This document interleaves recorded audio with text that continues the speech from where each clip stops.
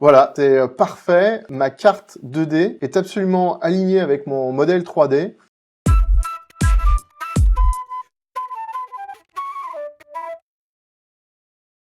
Bonjour à tous, c'est Denis de ADBO, je suis super content de vous retrouver pour ce tutoriel qui est pour moi mon petit chef-d'œuvre. C'est un truc que je voulais faire depuis hyper longtemps, pour plein de raisons. Vous avez vu sur la miniature, vous l'avez vu dans l'intro, l'idée de ce tutoriel, ça va être de faire une capture de modèle 3D avec un drone, mais aussi faire la vue photo aérienne avec un drone. Donc pourquoi ça me plaît énormément? Parce que déjà, il y a un drone, et pour moi, ça c'est une vraie révolution, parce qu'on va pouvoir capturer un environnement juste à l'aide d'un petit drone à 1000 €. Donc ça, je trouve ça vraiment génial, parce qu'au lieu de dessiner sur quelque chose d'abstrait ou de modéliser, eh ben, on va modéliser sur des photos. Donc la précision, elle n'est pas encore aux petits oignons, mais elle est largement suffisante pour faire par exemple l'environnement dans lequel on va travailler. Et la qualité qu'on a enfin, je la trouve vraiment pas mal. Pourquoi aussi c'est un plaisir? C'est parce que c'est l'introduction, c'est la première vidéo d'un tutoriel où on va élaborer une piscine. Donc on va aller de zéro, de rien du tout, jusqu'au dépôt de permis de construire d'une piscine. Comme ça, on verra vraiment tout le workflow sur ce projet en plusieurs étapes. Donc de la capture par drone ou pas, hein, vous pourrez, si vous n'avez pas de drone, vous pourrez utiliser Google Maps. Donc dans ce cas-là, cette vidéo elle est optionnelle. Et puis dans les autres tutos, on verra la modélisation et la mise en plan et le dépôt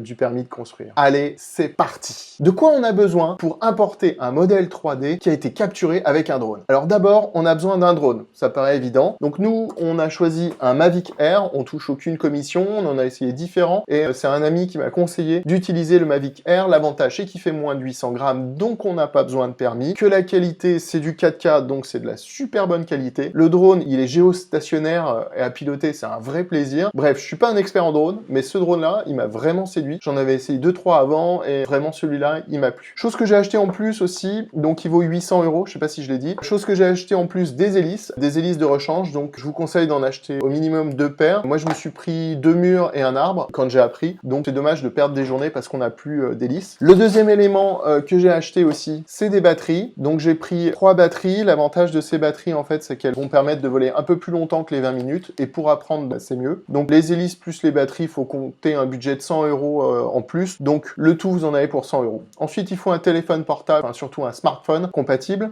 Donc un iPhone ou les téléphones Android moyens et haut de gamme. Il vous faut une licence sur SketchUp, donc une licence SketchUp Pro, une extension qui va permettre d'importer les OBJ dans SketchUp et un compte sur Drone Deploy. Donc une extension d'import OBJ, il y en a à peu près à 80 €, c'est des licences définitives. Et pour Drone Deploy, je crois que c'est autour aussi des 80 € par mois. De toute façon, sur les deux, vous avez des licences valables 30 jours. Maintenant, il convient de préparer le vol. Pour préparer le vol, on peut le faire une fois qu'on est sur place, mais on peut aussi le préparer au bureau tranquillement. Moi, c'est ce qu'on va faire avec l'application Drone Deploy. Donc, une fois qu'on a passé le login mot de passe, pardon, on va créer un nouveau projet en cliquant sur plus ici. Et ici, on peut rentrer une adresse. Donc ici, je vais passer Nantes-les-Saint-Amour, où se passe donc le projet. Et je vais choisir une zone. Donc là, on va zoomer là où va être implantée ma piscine. Et je clique sur créer un projet. Donc là, on voit qu'il me propose un nom en automatique. Et on voit que c'est très simple. Avec les poignées, je vais pouvoir sélectionner donc une zone très rapidement. Allez, hop, je zoome, je zoome, je zoome. Donc ici, ce qu'il faut savoir, c'est qu'il faut prendre un peu plus large de manière à avoir une définition des bords de mon modèle très précise, sans pour autant trop mordre chez les voisins, parce que les voisins, ils peuvent quand même dire un truc qu'est-ce qu'ils vont pas vouloir être survolés par un drone. Donc normalement, il faut faire très attention à la réglementation des vols, donc renseignez-vous bien avant de lancer le plan de vol. Ici, vous voyez que j'ai une altitude de 60 mètres. Je vais changer mon altitude pour passer à une altitude de 30 mètres ou 35 mètres. Voilà, 35 mètres, ça va me permettre d'avoir 1 cm par pixel, en sachant que c'est une définition qui est théorique. À la fin, quand on aura fini le vol, vous verrez que la vraie définition sera plutôt à 3 cm par pixel. Mais c'est largement suffisant. Vous avez vu aussi que quand je suis passé de 60 mètres à 35 mètres, le nombre ici de passages qu'on voit en vert a très largement augmenté. Il n'y a pas vraiment besoin d'explication là pour servir de l'interface, je la trouve hyper simple, c'est juste fou.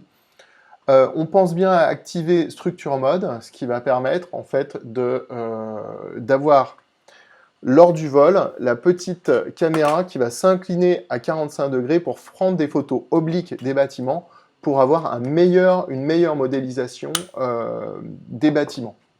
Si vous n'avez pas ça d'activer, le vol ira plus vite, mais vous n'aurez qu'une vue à plat de votre modèle. Ok, une fois qu'on a fait ça, tout est prêt. Maintenant, ce qui convient, c'est d'attendre un jour où il fait beau, idéalement entre 10h et 16h. Alors, quand je dis il fait beau, soit on a un soleil sans nuages, soit on a des nuages très homogènes, parce que les différences de couleurs qui peuvent être créées par le changement de luminosité peuvent engendrer des problèmes dans la modélisation. Allez, c'est parti! Une fois arrivé sur place, donc j'ai plus qu'à déployer mon drone, c'est très rapide. Je n'oublie pas de mettre la carte SD à l'intérieur. Ensuite, j'ai branché ma télécommande à mon téléphone. Et là, je vais lancer l'application Drone Deploy et le drone va partir à 35 mètres de haut pour faire la capture. Voilà, c'est hyper simple. La capture, le vol, il dure à peu près 2 minutes 30. C'est très rapide et c'est très simple. Le drone revient automatiquement au même endroit et il se pose. Allez, je reviens au bureau et je me munis de ma carte micro SD. Alors n'oubliez surtout pas de prendre votre carte micro SD. Moi j'ai fait un trajet pour rien parce que je me suis rendu compte que j'avais oublié ma carte SD. C'était le fail. Mais c'est pas grave. Une fois que vous avez donc mis bien vos images sur votre carte SD, il vous suffit donc dans Drone Deploy de cliquer sur votre projet. Une fois que vous avez cliqué sur votre projet, vous allez sur Upload. Et une fois que vous êtes dans Upload, vous cliquez sur New Upload, et là, vous allez pouvoir sélectionner toutes vos images. Alors, un conseil, il ne faut pas prendre les images, donc il y a 2-3 images parasites, généralement au début et à la fin, comme celle-là, et c'est vraiment toutes les images issues du ciel qu'on va garder. Allez, hop, je choisis toutes ces images-là, et je les glisse, dépose dans l'interface Drone Deploy. L'opération va prendre un certain temps, et on voit apparaître toutes les images et tous les points de vue qu'il a pris pour créer donc ma carte vue du ciel, mon image vue du ciel, et ainsi que le modèle 3D. Le traitement va prendre entre 30 minutes et 4 heures, donc on se retrouve dès que ça a fini de traiter les fichiers. Et 1 heure après, qu'est-ce qui se passe? Je reçois un petit email pour me dire que la modélisation de l'orthophoto et du modèle 3D est terminée. Allez, zou, je retourne sur Drone Deployed. Ici, je suis toujours dans la partie Flight. Je vais aller dans la partie Explore. Et là, qu'est-ce que je vois? Waouh, la carte a été chargée. Alors, on voit tout autour bien la carte Google Maps. Et ici, on voit l'orthophoto qui a été produite avec les vidéos du drone. Donc, c'est assez impressionnant parce qu'on voit tous les détails que j'ai pas du tout sur Google Photos. En plus, la vue est à jour. Et puis, on a un niveau de précision qui est quand même assez diabolique. Allez, maintenant, on va aller voir le modèle 3D. Hop, je clique sur modèle 3D. Et voilà, c'est parti. Donc là, on voit qu'il m'a modélisé à l'aide des photos un modèle 3D. Donc sur l'arrière, là, ici, c'est un peu sale, mais c'est normal parce qu'on est vraiment au bout de la zone que j'ai prise en photo. Et ici, on voit que ça a été un peu dégoûtant aussi à cause du haut vent, et comme le drone passe par en haut, il a dû avoir un angle à peu près de ce type-là. Et du coup, c'est quelque chose qu'il faudrait retoucher après. Maintenant, on va voir comment on peut récupérer toutes ces informations dans SketchUp. Alors, on va commencer par l'orthophoto. Petite précision sur l'orthophoto. L'orthophoto, c'est la vue qui est toujours de dessus. Donc, si par exemple, vous mettez avec un drone et vous prenez dessus, en fait, vous n'êtes jamais vraiment au-dessus de tous les points parce que si vous faites qu'une photo, vous avez un petit décalage parce qu'il y a un petit oblique qui se produit.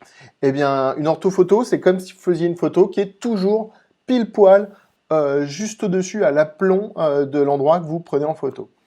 Allez, alors je vais aller sur la partie Map et je vais cliquer sur le bouton Export. Et là, il me propose 2 sortes d'export. Une image simple, donc une seule image, ou une tuile d'images qui, un peu comme sur Google Maps, va permettre de me charger plusieurs images que je vais agglomérer les unes aux autres. Ici, comme je suis sur un modèle qui est relativement petit, je vais prendre une seule image. Je choisis ma résolution. Donc là, on voit que je peux par exemple choisir 2 cm par pixel. J'étais un 1.8 max, donc c'est quasiment 1.18, c'est quasiment la même chose. Et je vais cliquer sur Export. Là, en automatique, donc il va me télécharger les fichiers.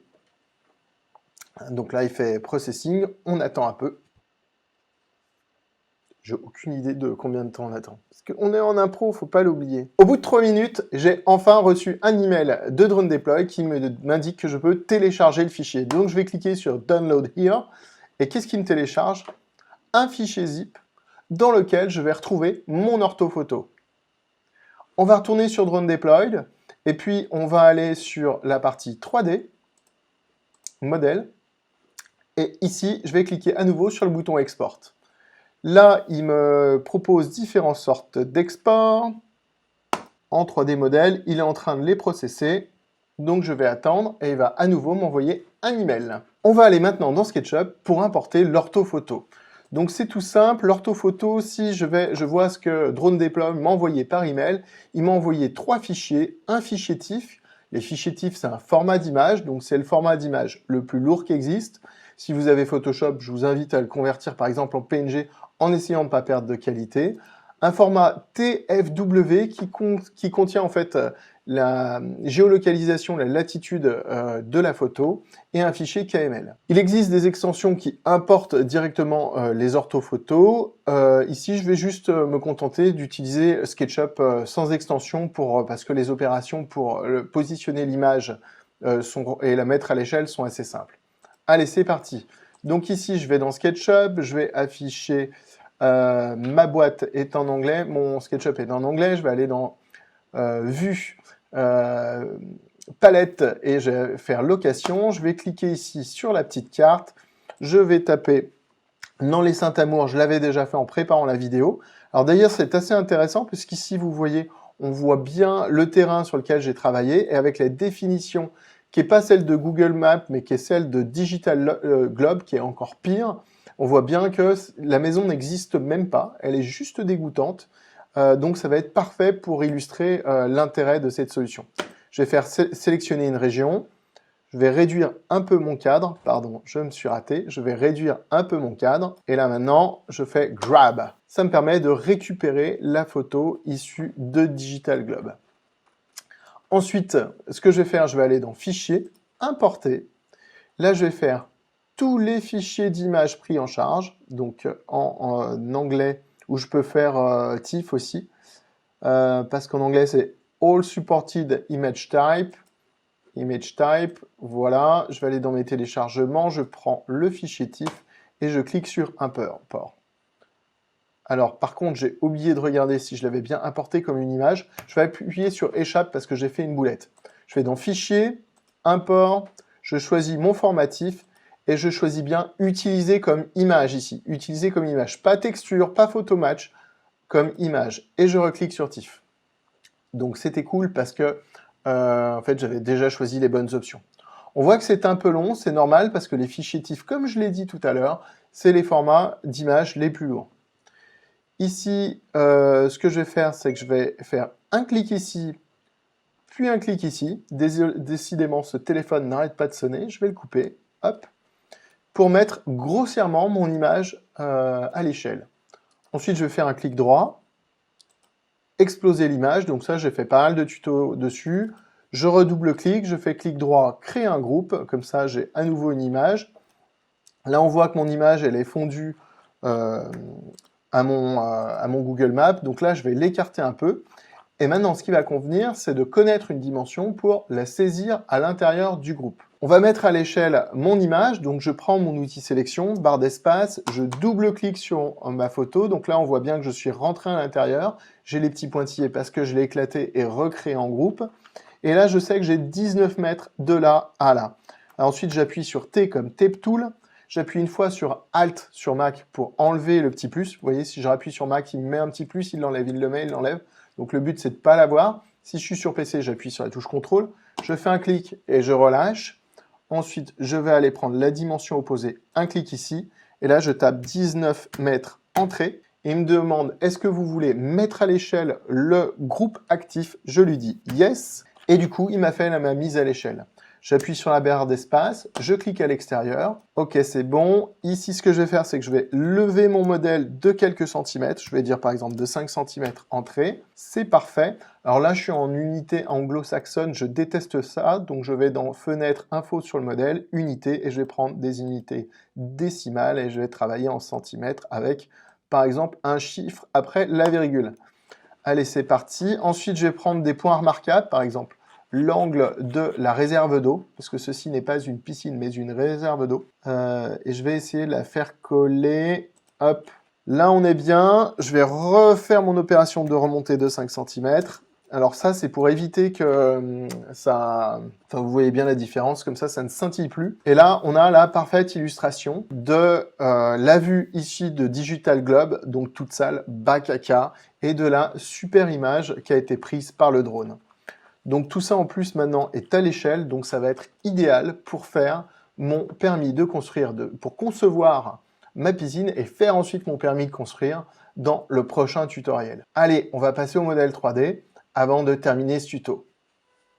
Maintenant, on va voir comment on récupère le modèle 3D. Donc, je vais cliquer sur le petit mail que m'a à nouveau envoyé Drone Deploy pour le modèle 3D. Ça le télécharge. Pendant ce temps, je vais faire de l'animation un peu pendant le temps du téléchargement. Petite chose que j'ai pas précisé, pardon. Ici, on voit que, d'ailleurs, regardez, la précision, c'est juste fou. On voit ma calvitie. C'est dingue, hein, parfaite. Nickel. Et bien là, c'est moi avec mon Hoodies et puis ma petite calvitie. Puis là, je suis en train de piloter le drone. Allez. Oui, alors si jamais vous ne voyez pas votre calvitie, si vous n'avez pas assez de détails, lors de l'import de SketchUp, il est possible que vous ayez une grosse réduction de qualité. Si vous êtes sur Mac, vous allez dans SketchUp Préférences. Si vous êtes sur Windows, vous allez dans Fenêtre Préférences. Et ici, vous avez une option qui s'appelle OpenGL et qui s'appelle Utiliser la taille maximum des textures. Use Maximum Texture Size. Et ça vous permet d'avoir la meilleure définition. Si jamais cette croix n'est pas cochée, des fois, c'est qu'il y a des raisons, c'est que votre carte graphique n'est pas assez puissante pour pouvoir afficher les éléments. Donc voilà, c'est un petit truc et astuce pour être sûr que votre texture s'affiche avec la meilleure définition. Retour au modèle 3D. Donc dans mes téléchargements, j'ai mon nouveau fichier zip qui a été téléchargé. Je double-clique pour l'ouvrir. Ici, je retrouve donc un OBJ. Donc le modèle 3D est en OBJ. Il faut savoir que sur Mac, la particularité, c'est qu'on arrive à visualiser les OBJ directement. Et on voit aussi qu'il y a les fichiers de texture qui sont assez bizarres, mais qui sont comme ça, qui sont juste associés. Alors on a deux OBJ, un qui s'appelle Mesh Textured et un autre qui s'appelle Mesh Decimated Textured. Decimated, ça va être un fichier normalement qui est plus léger. Ici, le Decimated, il fait 12,7 MO, et l'autre, il va faire 12,7 MO. Super démonstration, je m'aime. Bref, on va essayer les deux, peu importe. Allez, c'est parti. Je retourne dans mon SketchUp. J'ai téléchargé cette extension qui permet d'importer un modèle 3D. Je clique dessus. Et là, je vais choisir mon modèle 3D. Et je vais commencer donc par celui que j'estime plus léger, celui avec moins de texture.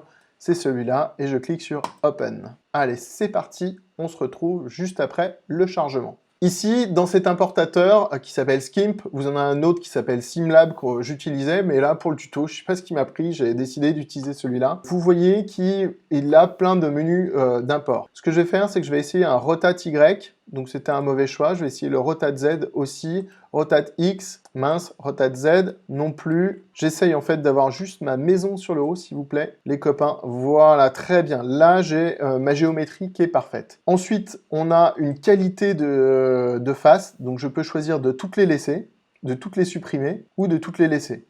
Donc là, c'est marrant parce qu'on voit tout le nuage de points qui ont été faits par l'import 3D. Donc là, on a 188 000 faces. Et ici, on n'en a plus que 21 000, ce qui est pas mal. Je vais essayer de rester aux alentours de ce qu'il me proposait, à savoir dans les 10% à peu près. Non, c'était quoi? C'est 11,4? Je sais plus ce qu'il me proposait au départ. Bon, il va falloir que je travaille et que je regarde ça avec attention. Moi, ça me paraît pas mal. Bon, allez, c'est parti. Moi, je veux pas que ça soit en inch, je veux pas que ça soit en millimètres. Alors, où est-ce qu'est mon Lascar? Mon Lascar a disparu. Si je passe en centimètres, il réapparaît. Si je passe en mètres, il est là. Ah, en mètres, ça me paraît beaucoup plus crédible. Allez, c'est parti. Donc là, je vais essayer de valider. et je clique sur Import. C'est super cool. En fait, j'utilisais avant SimLab Exporter et là, par hasard, je suis tombé sur Skimp. Et en fait, il est vraiment super parce qu'il me l'a importé en moins de 30 secondes. On voit qu'ici, j'ai les arêtes saillantes qui sont affichées. Donc, je vais aller dans Vue, style d'arête et je vais décocher profil. Et comme ça, je suis bien dans mon modèle. Et là, on se rend compte que c'est parfait, en fait.